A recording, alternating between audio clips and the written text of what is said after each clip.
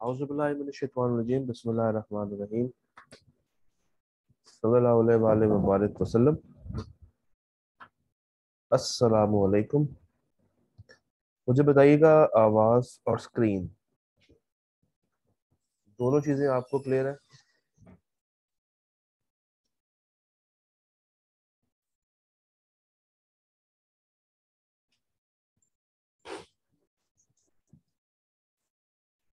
Very good. चले, मेरा आपसे एक और सवाल। क्या हमारी मिड वाली डिस्कशन अब सबको क्लियर है?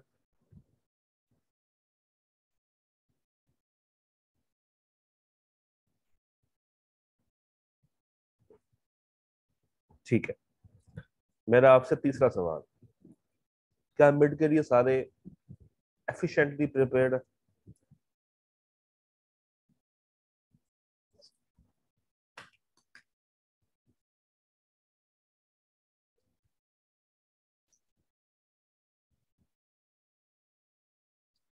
क्या आप लोग मिड अच्छे तरीके से देंगे?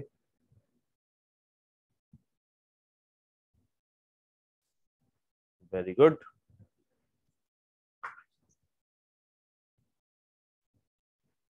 वेरी गुड जी। बाकी नहीं देंगे फिर एफिशिएंटली, या बाकी मिड के नाम से डर गए?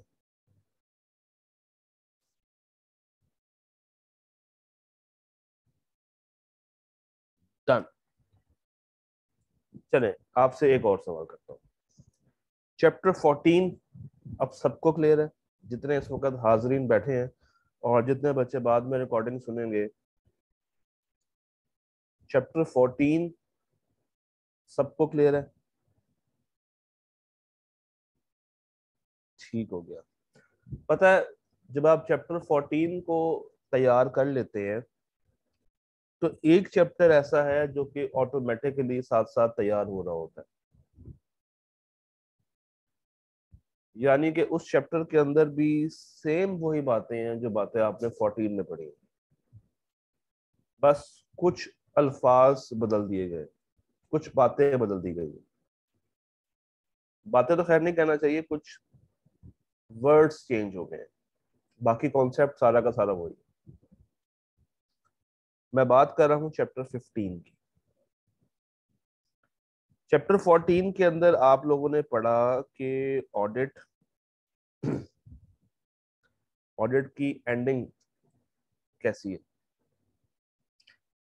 चैप्टर 15 रिव्यू के बारे में। चैप्टर 1 से लेके 14 तक आपने ऑडिट पढ़ा, ऑडिट किया, ऑडिट के बारे में बातें करेंगे। चैप्टर नंबर 15 है, it is all about review. और मुझे डिसअपॉइंट मत कीजिएगा कि अगर मैं आपसे ऑडिट और रिव्यू का डिफरेंस पूछूं, जो हमने कभी बचपन के जमाने में पढ़ा था। क्या डिफरेंस होता है ऑडिट में और रिव्यू में?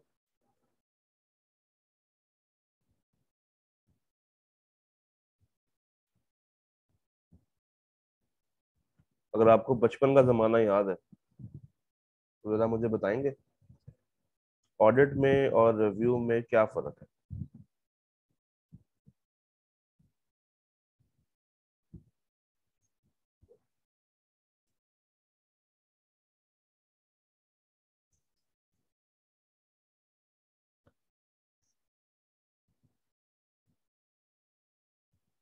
जी, डिफरेंस पूछ रहा हूँ आपसे। सर, ऑडिट जो है वो रिव्यू का एक एलिमेंट है, और रिव्यू ब्रॉडर टर्म है। सुभान अल्लाह, बहुत ही कोई खराब बात कर दी आपने। सर, स्पेसिफिक मैटर्स का ऑडिट लाइक इन्वेंट्री, मैं समझा नहीं। एक अच्छी बात जो मुझे अभी तक नजर आई है वो ये है कि सर रिव्यू में हम लिमिटेड अश्योरेंस देते हैं। अच्छा, तो जहां तक मुझे लग रहा है आप अश्योरेंस को और ऑडिट को मिक्स कर रहे हैं।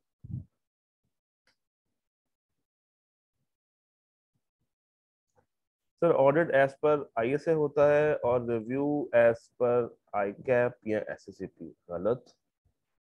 ये बात भी गलत है। रिव्यू भी एज पर स्टैंडर्ड्स ही होता है। अगर आपको चैप्टर 1 भूल रहा है तो मैं आपको कुछ बातें याद करवाता हूँ। हमने कहा था चैप्टर 1 के अंदर के दो तरह की अश्योरेंस होती हैं, एक रीजनेबल अश्योरेंस, एक लिमिटेड अश्योरेंस। फिर हमने कहा था रीजनेबल अश्योरेंस एक ऐसी अश्योरेंस होती है जिसमें ऑडिटर 3, सवा 3, 3.5 महीने बैठ के काम करता है और एंड के ऊपर एक रिपोर्ट दे के चला जाता है जिसमें वो बताता है कि आपके accounts true and fair view दे रहे हैं या नहीं दे रहे। और इसको कौन डील करता है? इसको डील करते हैं ऑडिटिंग के स्टैंडर्ड्स। यानी कि ऑडिट में रीजनेबल अश्योरेंस दी जाती है। अच्छा, दूसरी तरह की अश्योरेंस हम लोगों ने जो पढ़ी थी वो कौन सी थी? वो थी मॉडरेट अश्योरेंस या लिमिटेड अश्योरेंस। मॉडरेट अश्योरेंस या लिमिटेड अश्योरेंस। आप लोग ना असल में अश्योरेंस और ऑडिट को मिक्स कर रहे हैं और वही बातें बार बार घुमा रहे हैं। अब आप डिफरेंस समझ लें। जो मॉडरेट अश्योरेंस थी या जो लिमिटेड अश्योरेंस थी, वो ये होता है कि आप 3, सवा 3, 3.5 महीने के लिए नहीं आते, आप 1 महीने के लिए आते हो, सवा महीने के लिए आते हो, 1.5 महीने के लिए आते हो मैक्सिमम, और ऑडिट जैसा काम करके चले जाते हो मगर कम क्वांटम में। ऑडिट जैसा काम आप करके चले जाते हो मगर उसका क्वांटम कम होता है। जहां पे ऑडिट के अंदर आपने एक अच्छा खासा तगड़ा सैंपल हासिल करना होता है, अच्छे लेवल पे ओपिनियन देनी होती है, एक्स्ट्रा काम करना होता है, बहुत सारी चीजों का ख्याल रखना होता है। Review is not like that. Review is के आपने कुछ टाइम के लिए काम किया, कुछ इंपॉर्टेंट एरियाज को देखा और उसकी बेस पे आपने रिपोर्ट दे दी कि nothing has come to my attention that causes me to believe कि फाइनेंशियल स्टेटमेंट्स के अंदर कोई गलती नहीं है। क्या ये लाइन भूल गए सारे? जब आप लोगों ने लिमिटेड अश्योरेंस को डिफाइन किया था तो उसमें एक एग्जांपल थी कि भाई हम इसको कैसे लिखेंगे कि nothing has come to my attention that causes me to believe कि financial statements are not giving true and fair view। तो ऑडिट और रिव्यू अकाउंट्स के लिए होते हैं। फर्क इन दोनों में ये है कि एक लेंथी एक्टिविटी है, एक कम लेंथी टास्क है। एक के अंदर क्वांटम ऑफ वर्क ज्यादा है, दूसरे में क्वांटम ऑफ वर्क कम है। ऑडिट के अंदर रीजनेबल एश्योरेंस दी जाती है, रिव्यू के अंदर लिमिटेड एश्योरेंस दी जाती है। ऑडिट के अंदर हम लोग ISAs को फॉलो करते हैं, रिव्यू के अंदर हम लोग ISRE को फॉलो करते हैं। ये ISRE, international standards for review engagement, ये लफ्ज पहले कहीं पढ़ा है आपने? ISRE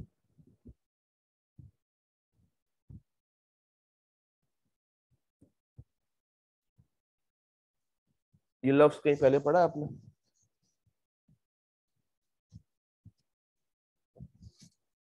ये ISRE किसे कहते हैं? चैप्टर 1 में एक टेबल था। चैप्टर 1 में एक टेबल आप लोगों ने देखा था। उस टेबल के अंदर हम लोगों ने ये डिस्कस किया था कि आईफैक जो है या जो ISB है वो कितने तरह के स्टैंडर्ड्स बनाता है, याद है? उसमें ISA थे, ISQC था, ISRE था, ISRS था। तो उस वक्त मैंने आपसे कहा था कि भाई अभी इसके ऊपर परेशानी नहीं लेनी, ये सारे तो हमारे सिलेबस का पार्ट नहीं है, सिर्फ इसमें से ISRE 2400 जो कि रिव्यू का स्टैंडर्ड है वो हमारे सिलेबस में है और वो हमने कवर करना है और वो हम आज कवर कर रहे हैं। तो ये जो डिस्टिंक्शन है बिटवीन ऑडिट एंड रिव्यू, कि ऑडिट के केस में आपने ये बताना होता है कि क्या entity true and fair view दे रही है या नहीं दे रही, ये हाई लेवल ऑफ अश्योरेंस होती है। मगर रिव्यू के केस में लेवल ऑफ अश्योरेंस हाई नहीं होती, लिमिटेड होती है, मॉडरेट होती है। ऑडिट के अंदर आप ज्यादातर लंबे चौड़े प्रोसीजर्स लगा रहे होते हैं जिन्हें हम सब्सटैंटिव प्रोसीजर्स कहते हैं, मगर रिव्यू के अंदर आप इतना ज्यादा काम नहीं करते। आप छोटे छोटे से रिस्क असेसमेंट प्रोसीजर्स लगा के, मोटी मोटी इंक्वायरियां करके, कुछ रेशियो एनालिसिस करके आप फाइनेंशियल स्टेटमेंट्स के ऊपर एक रिपोर्ट दे रहे होते हैं कि nothing has come to my attention that causes me to believe कि financial statements are giving true and fair view. ये distinction between audit and review अब सबको क्लियर है? अब आप लोग कंफ्यूज तो नहीं होंगे कि रिव्यू क्या है और ऑडिट क्या है? एक बड़ी असाइनमेंट है, एक छोटी असाइनमेंट है। दोनों ही असाइनमेंट फाइनेंशियल स्टेटमेंट्स के लिए हैं। एक में ज्यादा काम होता है, एक में कम काम होता है। एक में रीजनेबल अश्योरेंस देनी है, एक में लिमिटेड अश्योरेंस देनी है। एक में हम लोगों ने इंक्वायरी भी करनी है, इंस्पेक्शन भी करनी है, ऑब्जर्वेशन भी करनी है, तमाम सब्सटैंटिव प्रोसीजर्स लगाने हैं। मगर रिव्यू के केस में हमने सिर्फ उनसे इंक्वायर करना है और उन एरियाज को देखना है जो कि ज्यादा रिस्की हैं, जहां पे चांसेस हैं कि एरर और फ्रॉड हो सके। सारे एरियाज को नहीं देखना, सिर्फ उन एरियाज को देखना है जो कि ज्यादा मटेरियल। और रिव्यू के अंदर हम लोगों ने रेशो एनालिसिस करनी है, यानी कि एनालिटिकल प्रोसीजर्स लगा के चीजों को सिर्फ असेस करना है। तो अब अगर आपसे कोई ले मैन डिफरेंस पूछे या आपका दोस्त डिफरेंस पूछे कि भाई ऑडिट और रिव्यू में क्या फर्क होता है, तो क्या आप उसको बता पाएंगे? क्या आप परेशान तो नहीं होंगे?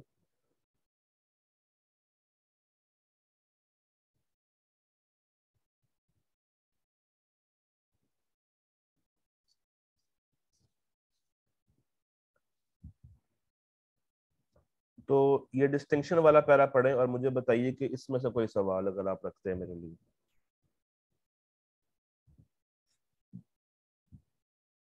इस पूरे पैरा में कोई सवाल?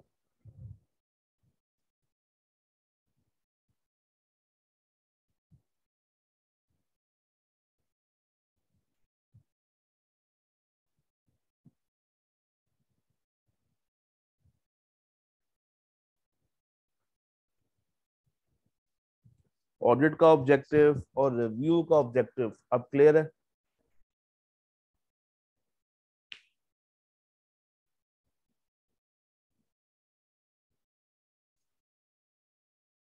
आगे चलें। अच्छा, ले जी, चैप्टर 1 से बाहर आते हैं, चैप्टर 2 में जाते हैं। चैप्टर 2 के अंदर मुझे बताइए, जब हम लोगों ने ऑडिट को शुरू करना था तो क्या कंपनी वालों ने आके हमसे कॉन्सेंट लिया था? क्या हमने उनको लेटर ऑफ एंगेजमेंट बना के भेजा था ऑडिट के अंदर?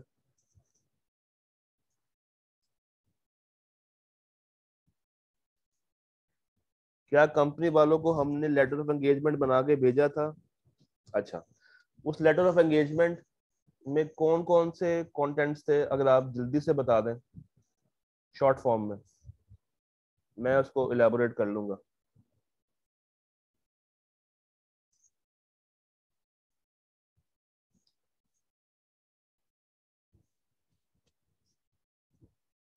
रिव्यू, ऑडिट का ऑब्जेक्टिव स्कोप, तुम्हारी जिम्मेदारी, मेरी जिम्मेदारी, और क्या था? फाइनेंशियल रिपोर्टिंग फ्रेमवर्क कौन सा यूज होगा, और जाते हुए मैं तुम्हें किस तरह की रिपोर्ट दे के जाऊंगा, उस रिपोर्ट में कौन कौन से कंटेंट्स होंगे। वो 5 बातें एंगेजमेंट लेटर की सबको याद है?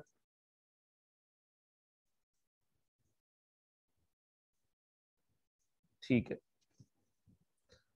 तो इसी तरह जब रिव्यू कराने के लिए अप्रोच किया जाता है तो रिव्यू के अंदर भी हम एक लेटर भेजते हैं, उसे कहते हैं रिव्यू का एंगेजमेंट लेटर। उसे क्या कहते हैं? रिव्यू का एंगेजमेंट लेटर। और इत्तेफाक कुछ ऐसा है कि उसके अंदर भी हम सेम बातें कर रहे हैं। Objective and scope of review, तुम्हारी जिम्मेदारी, मेरी जिम्मेदारी। फाइनेंशियल रिपोर्टिंग फ्रेमवर्क कौन सा होगा, और जाते हुए हम तुम्हें किस तरह की रिपोर्ट देके जाएंगे, उसमें कौन कौन से कंटेंट्स होंगे। क्या ये 5 बातें क्लियर है?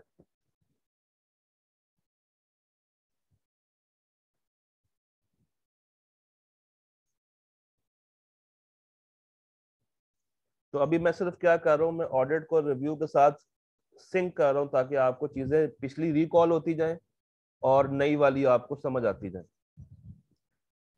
डिफरेंस हमें समझ आ गया ऑडिट और रिव्यू में क्या फर्क होता है। फिर हमने ये देख लिया कि रिव्यू के अंदर हमारा main purpose is to give a limited assurance. उसके बाद जो एंगेजमेंट लेटर बनता है उसके अंदर वही 5 बातें जो कि हमने ऑडिट में की थी, 210 में की थी, वो सारी की सारी पांचों बातें यहाँ पे आ जाती हैं। मुझे बताइए, एक लेमैन को ये आइडिया होगा कि ऑडिट और रिव्यू में क्या फर्क होता है? आपको लगता है कि एक लेमैन को इस चीज की नॉलेज होगी कि ऑडिट क्या है, रिव्यू क्या है? क्या वो रिव्यू की रिपोर्ट देख के ये अंडरस्टैंड कर सकता है कि हाँ यही तो ऑडिट है? हम रिव्यू की रिपोर्ट किसी को दिखा दें तो भी ये असेस कर सकता है कि भाई ऑडिट और रिव्यू एक जैसे ही होता है, एक जैसे वर्ड्स हैं, शायद आपस में दोनों सिनोनिम्स होंगे।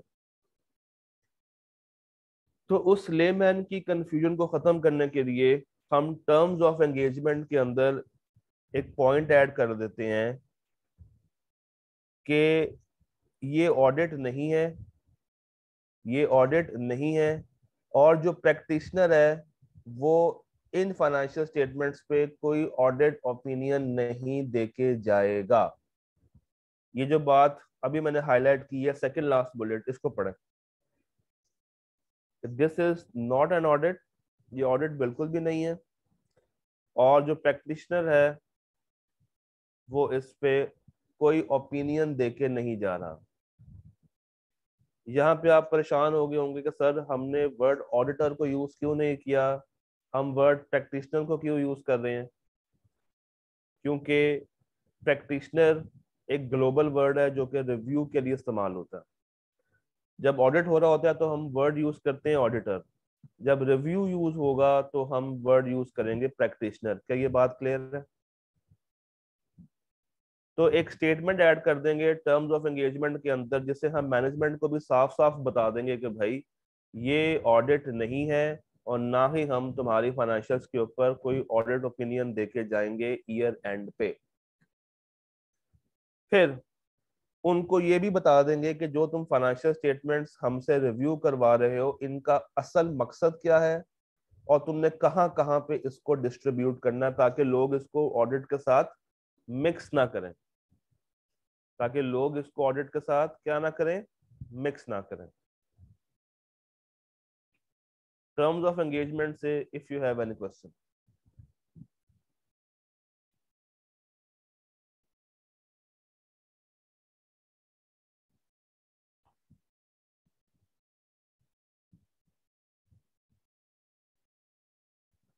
टर्म्स ऑफ एंगेजमेंट से कोई सवाल? चल आगे चलते हैं फिर।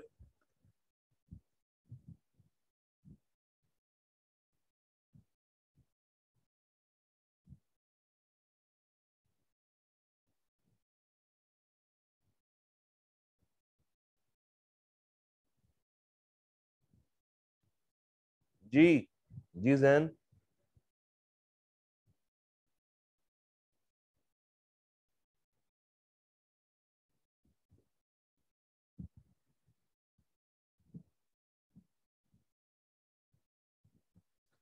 जी, रेफरेंस टू एक्सपेक्टेड फॉर्म का ये मतलब होता है कि हम जब आपका रिव्यू करके जाएंगे तो वो आपको किस तरह की रिपोर्ट देंगे, उसमें किस तरह के कंटेंट्स होंगे, क्या क्या बातें लिखी होंगी,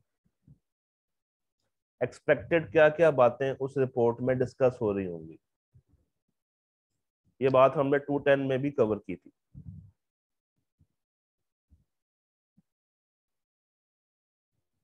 अच्छा जी, मजीद थोड़ा सा आगे चलते हैं। अब एंगेजमेंट लेटर बन गया, प्रैक्टिशनर कंपनी में आ गया। चलो ये बताइए, जब ऑडिटर कंपनी में आता था तो सबसे पहले वो मटीरियलिटी निकालता है, बेंचमार्क्स निकालता है। यहाँ पे भी यही होगा। एक ऑडिटर कंपनी की उसकी इन्वायरमेंट की अंडरस्टैंडिंग को हासिल करता है, यहाँ पे भी यही होगा। एक ऑडिटर आते साथ इंक्वायरी करता है, कुछ रेशो एनालिसिस करता है, यहाँ पे भी यही होगा। तो ये तो तीनों बातें सेम है। अब जरा अगर मैं इंक्वायरी की बात करूं तो वो इंक्वायरी किससे करेगा? कंपनी की मैनेजमेंट से, और उन लोगों से जो कि कंपनी की मैनेजमेंट का पार्ट है, मजीद लोग जो कंपनी में काम कर रहे हैं। उनसे क्या क्या पूछेगा कि भाई तुम्हारे अकाउंटिंग पॉलिसीज क्या हैं, तुम्हारी अकाउंटिंग एस्टिमेट्स क्या हैं, रिलेटेड पार्टीज कौन कौन सी हैं, उनके साथ क्या क्या ट्रांजैक्शंस हैं, क्या वो ट्रांजैक्शन सिग्निफिकेंट हैं, क्या कोई कॉम्प्लेक्स ट्रांजैक्शन तो नहीं है, क्या कोई ऐसा मैटर तो नहीं है जो कि सब्सिक्वेंट इवेंट से आया हो, क्या तुम लोगों ने तमाम एडजस्टमेंट्स रिकॉर्ड कर ली हैं, क्या ईयर एंड के करीब कोई ट्रांजैक्शन तो नहीं हो रही, क्या कोई फ्रॉड कोई इलीगल एक्ट तो नहीं हो रहा, क्या तुम्हारी गोइंग कंसर्न खराब तो नहीं है, क्या कोई सब्सिक्वेंट इवेंट तो नहीं हुआ। ये सारी बातें कहीं ना कहीं हम लोगों ने कवर की हुई हैं। रिलेटेड पार्टी वाली बातें हम लोगों ने 550 में कवर की, सब्सिक्वेंट इवेंट वाली बातें 560 में कवर की, गोइंग कंसर्न वाली बातें 570 में खत्म की। मटीरियलिटी हम लोगों ने बहुत शुरू के लेक्चर्स में देखा था। फ्रॉड और इलीगल एक्टिविटीज के बारे में हमें पता है। एंटिटी के अकाउंटिंग एस्टिमेट्स क्या है, अकाउंटिंग पॉलिसीज क्या है, हमें ये भी पता है। तो भाई इस पे कोई सवाल? Chapter 15 is a quick summary of all the chapters जो कि अभी तक आपने पढ़े हैं। अगर कभी मूड हो ना इसको क्विक वे में समराइज करने का, चैप्टर 1 को, 2 को और 14 को, तो आप ये चैप्टर पढ़ सकते हैं। ये बहुत क्विक समरी है। अब इसमें कैम आएगा भी हौसला, अभी तो पार्टी शुरू हुई है। अभी तो आपने सिर्फ एक पेज किया है। इसकी भी अपनी एक रिपोर्ट है, उस रिपोर्ट की भी कंटेंट्स हैं। हम देखेंगे कि वो कंटेंट्स और 700 वाली रिपोर्ट के कंटेंट्स में क्या फर्क है। अभी तो हमने कहानी शुरू की है। जी ये पहला पेज क्लियर है? आगे चलें।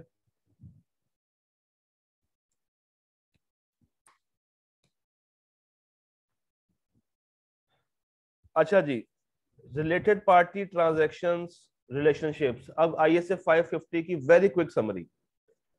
वो कहता है कि रिव्यू के दौरान प्रैक्टिशनर हमेशा अलर्ट रहेगा, वो देखता रहेगा कि क्या कोई रिलेटेड पार्टी ऐसी तो नहीं है जो कि मैनेजमेंट ने हमें बताई ना हो, क्या कोई रिलेटेड पार्टी ट्रांजैक्शन मिस तो नहीं कर दी मैनेजमेंट ने, क्या कोई ऐसी पार्टी या कोई ऐसी ट्रांजैक्शन तो नहीं जो कि मैनेजमेंट ने डिस्क्लोज ना की हो।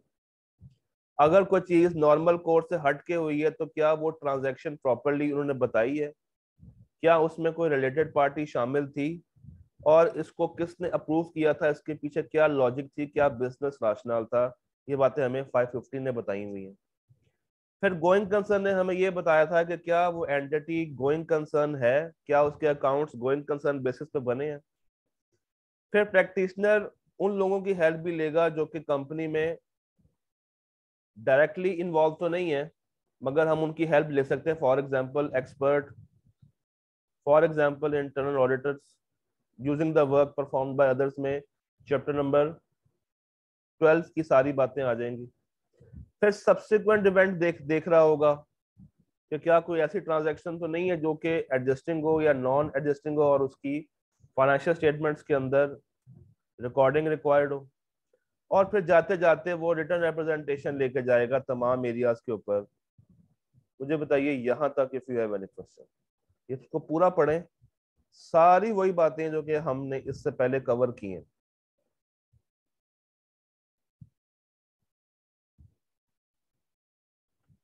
ये पढ़े जरा।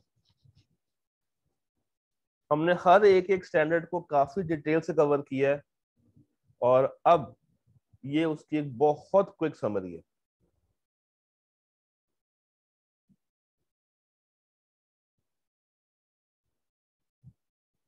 इस पेज से कोई सवाल?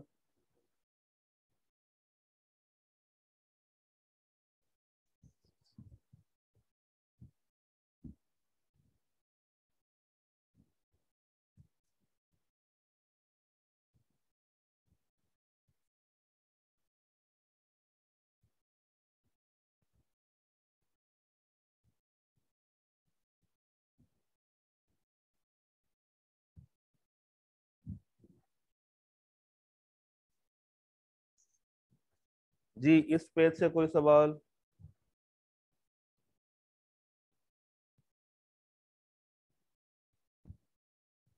आगे चलते हैं। ऑडिट के अंदर हमने वर्ड यूज किया था ओपिनियन का, यहाँ पे ओपिनियन का वर्ड नहीं आता, यहाँ पे कंक्लूजन का वर्ड आता है। क्या ये डिफरेंस समझ आया? ऑडिट के अंदर हम लोगों ने क्या वर्ड यूज किया था? ऑडिट ओपिनियन का। यहाँ पे ओपिनियन नहीं कहना, यहाँ पे क्या कहना है? कंक्लूजन। यहाँ पे क्या कहना है? कंक्लूजन। ओपिनियन का वर्ड इसलिए नहीं लिखना क्योंकि शायद इससे यूजर डिस्ट्रैक्ट हो जाए, शायद इससे यूजर डिस्ट्रैक्ट हो जाए।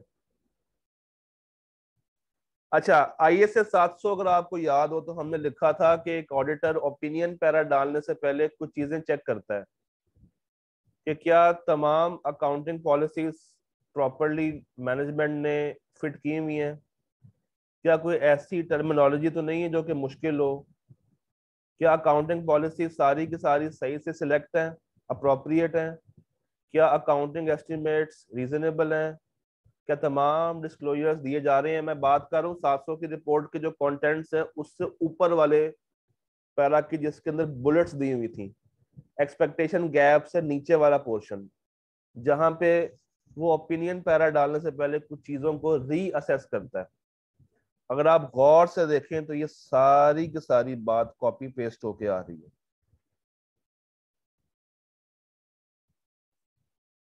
तो अगर आपने एक चीज याद कर ली है तो ये ऑटोमेटिकली याद हो गया आपको।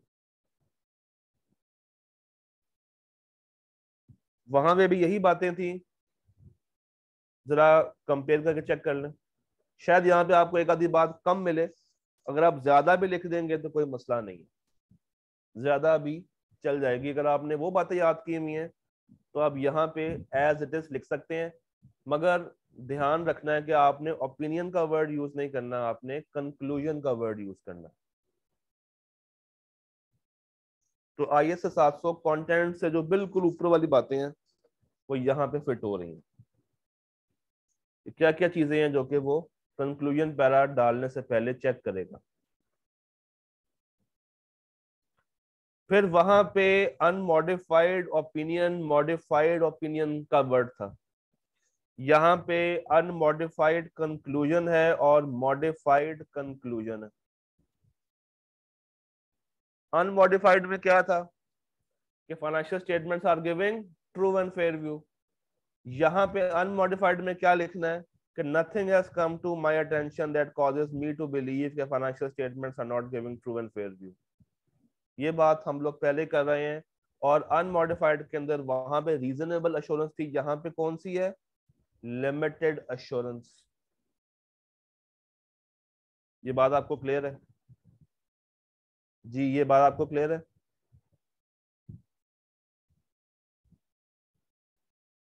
मैं सिर्फ आपको चैप्टर दिखा रहा हूं ताकि आप परेशान ना हो कि सर एक पूरा चैप्टर था, पता नहीं उसमें से क्या क्या आना था।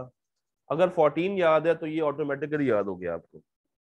अच्छा, आपको याद होगा कि हम लोगों ने कहा था रिपोर्ट के अंदर कि इसका सेपरेट हेडर, उसका सेपरेट हेडर आएगा, सेपरेट सेक्शन आएगा, याद है? अच्छा, मॉडिफाइड के अंदर तीन तरह की बातें थी, क्वालिफाइड, एडवर्स और डिस्क्लेमर।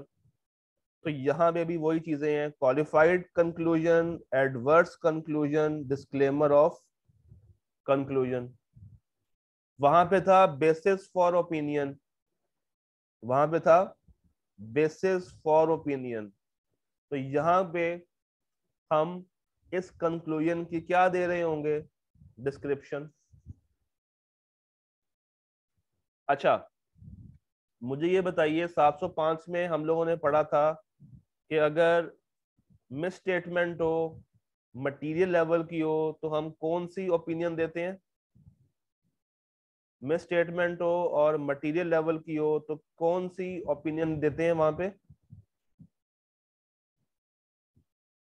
तो practitioner shall express a qualified conclusion जहां पे मैटर मटेरियल नेचर का हो।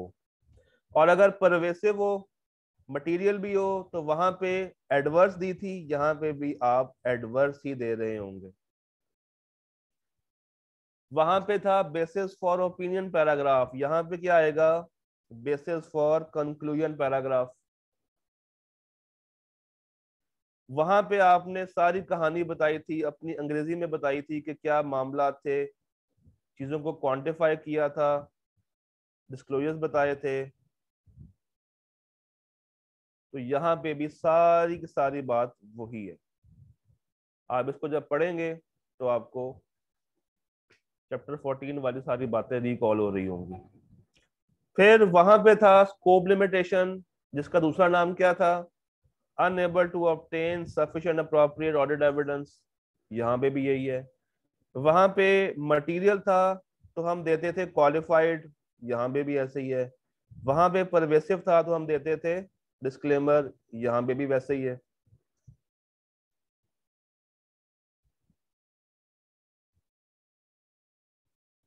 जी यहां तक बात समझ आती है?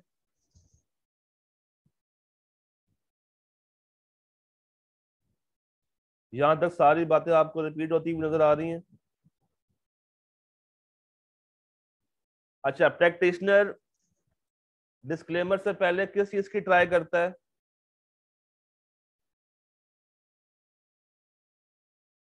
विड्रॉ करने की। और विड्रॉ वो कब कर सकता है एज पर ऑडिट? जब प्रैक्टिकेबल हो और पॉसिबल हो। जब प्रैक्टिकेबल हो और पॉसिबल हो। यहां पे विड्रॉ वाली बात थोड़ी सी चेंज है। रिव्यू के अंदर वो कहता है कि विड्रॉ आप उस वक्त करेंगे या डिस्क्लेमर आप उस वक्त देंगे जब आप मैनेजमेंट की इंटेग्रिटी पे डाउट कर रहे हो और मैनेजमेंट आपको तमाम रिप्रेजेंटेशंस ना दे रही हो या प्री कंडीशंस बना के ना दे रही हो। जब आपने डिस्क्लेमर देना है तो आपने वो रीजंस भी बतानी है, ये बात भी हम लोगों ने पढ़ रखी है। तो ये बात भी हमें समझ आई। प्रैक्टिकेबल पॉसिबल वाली शर्त यहाँ पे भी वैसे ही है, मगर यहाँ पे जो एडिशनल बात उसने कर दी है वो ये इंटेग्रिटी वाली बात है कि अगर आपको मैनेजमेंट की इंटेग्रिटी पे डाउट हो जाए तो फिर ये एक बड़े लेवल का मसला है, तो फिर आप वहां से या विड्रॉ कर जाएं या डिस्क्लेमर की तरफ चले जाएं। कोई सवाल? अभी तक जितनी बातें हम लोगों ने की है, क्या ये बातें आपको आसान लग रही हैं?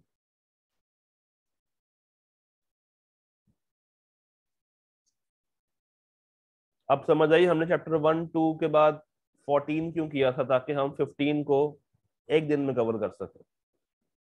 वाह, क्या प्लान है। अच्छा जी, आपको 700 की रिपोर्ट के कंटेंट्स याद हैं?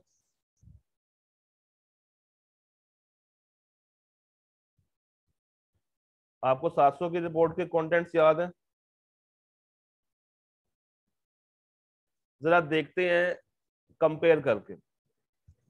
वहां पे पहला कंटेंट क्या था, उसका नाम बता दें। पहले कंटेंट का नाम बता दें, वहां पे जो था टाइटल। तो यहाँ पे भी क्या है, टाइटल।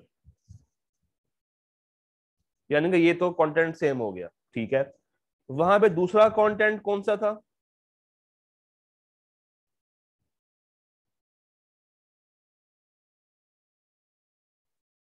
एड्रेसी। तो यहाँ पे भी एड्रेसी, ये भी सेम हो गया, ये भी क्या हो गया, सेम हो गया। वहां पे तीसरा कंटेंट कौन सा था भाइयों?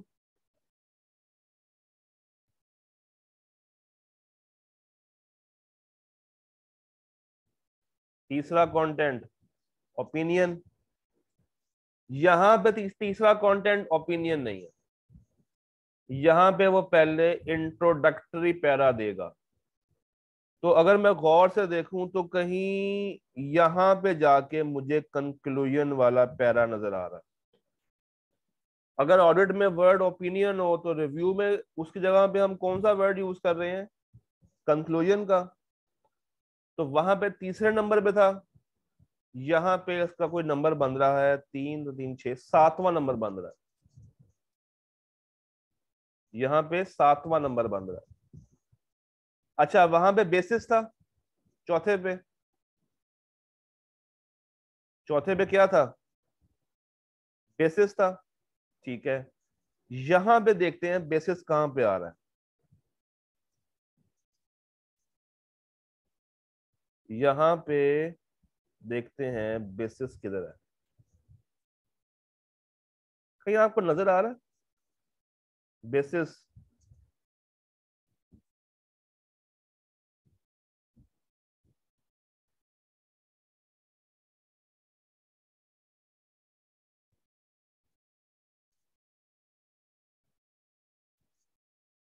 जरा पढ़ के बताइए, कहीं आपको बेसिस का पैरा या कंटेंट्स नजर आ रहे हो?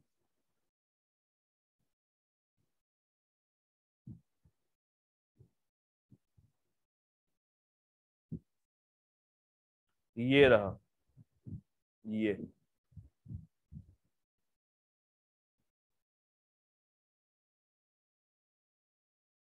कंक्लूजन के बिल्कुल नीचे दिया हुआ बेसिस।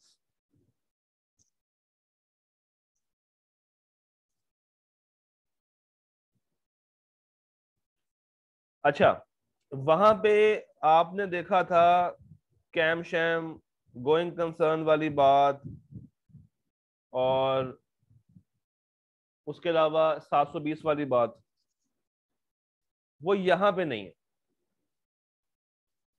वो यहां पे नहीं है। देखिए, गोइंग कंसर्न एंटिटी अगले 12 महीनों के लिए चल पाएगी या नहीं चल पाएगी, ये ऑडिट में है। की ऑडिट मैटर्स थे, की रिव्यू मैटर्स नहीं है। के एम है, के आर एम नहीं है। अच्छा, उसके बाद आपने देखा था उनकी जिम्मेदारियां और हमारी जिम्मेदारियां। तो यहाँ पे भी मैनेजमेंट की रिस्पॉन्सिबिलिटीज आप बता रहे हैं चौथे कंटेंट के अंदर, और उसके बाद आप उससे नीचे अपनी जिम्मेदारियां बता रहे हैं। तो ये भी प्लेसमेंट का फर्क है।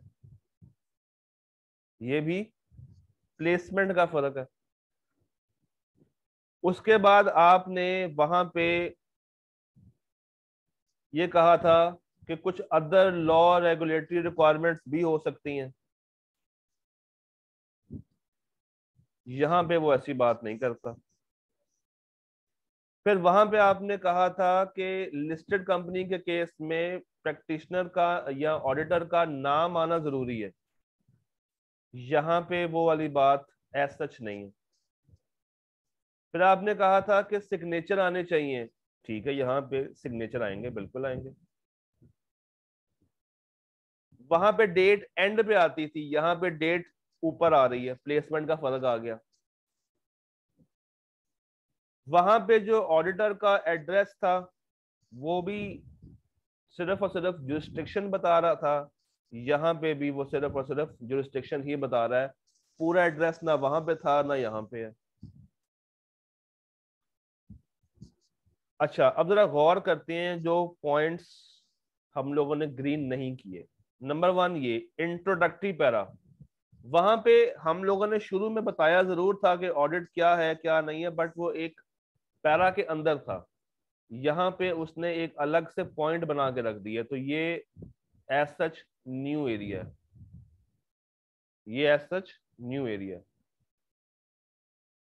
फिर हम लोगों ने रिपोर्ट में ही बताना है कि रिव्यू क्या होता है, ताकि लोग कंफ्यूज ना हो जाएं। रिव्यू में कौन कौन से प्रोसीजर्स लगाए जाते हैं, रिव्यू में कितना काम किया जाता है, कितना काम नहीं किया जाता, कितना एविडेंस हासिल करना है, कौन कौन से काम करने हैं। ये सारी की सारी कहानी आपने रिव्यू की इसलिए बतानी है ताकि यूजर्स परेशान ना हो जाएं। ये बात वहां पे नहीं थी, यहाँ पे है। और एथिकल रिक्वायरमेंट्स को हम लोग फॉलो करते हैं, वहां पे ये बात रिस्पॉन्सिबिलिटी के अंदर आती थी, यहाँ पे ये रिस्पॉन्सिबिलिटी के बाहर आ गई। ये बात अलग से उसने नई बात क्रिएट कर दी है। तो आपको डिफरेंस समझ आ रहा है इन दोनों रिपोर्ट्स के अंदर? आपको इन दोनों रिपोर्ट्स में डिफरेंस समझ आया? तो हो सकता है कभी इन दोनों रिपोर्ट्स का डिफरेंस आपसे पूछ लिया जाए आई कैप में। हो सकता है कि डिफरेंस आपसे हम लोग मॉक में पूछ लें। तो डिफरेंस आपने याद कर लेना है, डिफरेंस आपने याद कर लेना है, समझ लेना है। नेक्स्ट पेज के ऊपर रिपोर्ट आ रही है, रिपोर्ट को पढ़ लें, पढ़ के मुस्कुरा दें। ये रिपोर्ट याद नहीं करनी, मगर डिफरेंस आपको पता होना चाहिए, डिफरेंस आपको पता होना चाहिए। अच्छा, वहां पे ISA 706 में दो तरह के एक्स्ट्रा पैरास थे, जरा मुझे नाम बता सकते हैं कौन कौन से?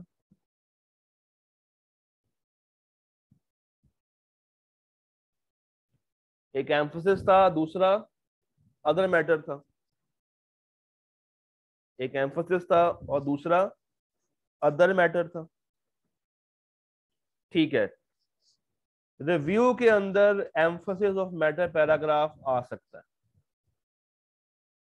अगर आपने अटेंशन ड्रॉ करनी है यूजर की towards any specific area present in financial statements, और आप चाहते हैं कि वो ये डिस्क्लोजर लाजमी पढ़ ले, तो आप एम्फोसिस डाल सकते हैं।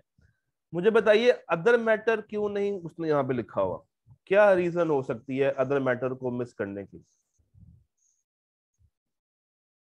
क्या आपका दिमाग सोच रहा है इसके बारे में कि उन्होंने अदर मैटर को क्यों गायब कर दिया यहाँ से?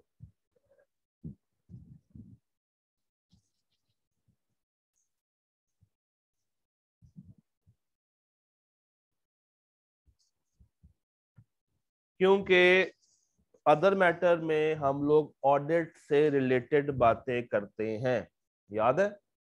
अदर मैटर के अंदर वो बातें आती हैं जो कि ऑडिट की होती हैं, ये तो ऑडिट है ही नहीं। तो फिर क्या अदर मैटर आना चाहिए? नहीं आना चाहिए, तो सिर्फ एम्फोसिस रह जाता है। जनाब, यही था आपका चैप्टर 15।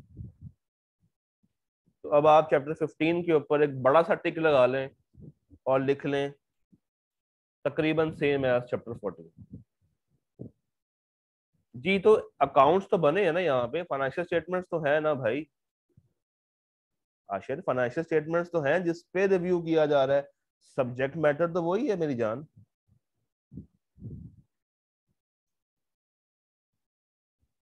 अदरवाइज हम रिव्यू किसका कर रहे हैं? अदरवाइज रिव्यू किसका कर रहे हैं? फाइनेंशियल का तो कर रहे हैं। बस फर्क क्या है कि वो 4 महीनों में होता है ऑडिट और ये कोई महीने डेढ़ में होता है। डेढ़ भी खैर मैं काफी ज्यादा टाइम बता रहा हूँ। महीना, 1 महीना 10 दिन, 1 महीना 15 दिन, दैट्स इट। लगे हाथ इसके देख लेते हैं पास्ट पेपर्स भी क्या याद करेंगे आप लोग। वो कहता है डिफरेंशिएट कर दें between review engagement and audit. वाह, ये आपको पता है। वो कहता है रिव्यू के अंदर कोई से 8 प्रोसीजर्स लिख दें, तो आपने ये 8 कोई से भी उठा के लिख देने इनमें से। Going concern, subsequent event, representation, related party, ये सारे के सारे आप लिख सकते हैं। फिर वो नीचे कह रहा है कि ऑडिट और रिव्यू के अंदर डिस्टिंग्विश कर दें, क्या फर्क है 3 नंबर के लिए। ये भी आसान है। नीचे वो कह रहे हैं कोई से 3 प्रोसीजर बता दें जो कि आप रिव्यू में लगाते हैं 2 नंबर के लिए। आई कैप ने अभी तक यही 4 सवाल पूछे हैं और आखिरी सवाल भी ऑटम 17 में आया था। चैप्टर 15 आपकी ग्रेड में कहाँ पे फॉल करता है भला? ग्रेड डी में। और ग्रेड डी में इसका हमसाया कौन है? 700, 701, 705, 706। ग्रेड डी के मार्क्स कितने हैं? 10 से 15। तो भाई 10 से 15 उसने 705 में से तो आसानी से पूरे करके आगे चले जाना। हो सकता है किसी एक अटेम्प्ट के अंदर वो 2 नंबर 3 नंबर का सवाल यहाँ से निकाल के ले आए। तो आपने इसको हल्का लेना है, मगर इतना भी हल्का नहीं ले लेना। कम से कम आपको चीजें पता हो कि चैप्टर में डिस्कस क्या क्या हो रहा है, और आपको डिफरेंस पता होना चाहिए at any given time between 2 types of report, assurance report में ऑडिट वाली और रिव्यू वाली। तो अब जो वो बात लिखी हुई थी चैप्टर नंबर 1 के अंदर के अश्योरेंस में ऑडिट भी आता है और रिव्यू भी आता है, अब वो समझ आई कि ऑडिट कितना ज्यादा होता है और रिव्यू कितना कम होता है दोनों अश्योरेंस की ही फॉर्म। एक बड़ी वाली फॉर्म है, एक छोटी वाली फॉर्म है, एक मॉडरेट है जो छोटी है और एक रीजनेबल है। दोनों तरह की एक्टिविटीज असल में अश्योरेंस ही है, मगर क्वांटम का फर्क हो गया, स्कोप का फर्क हो गया, चीजों का फर्क हो गया, प्रोसीजर्स का फर्क हो गया, टाइम का फर्क हो गया। Chapter 15 is all done. मजे का लगा? एक तीर से दो शिकार किए हम लोगों ने।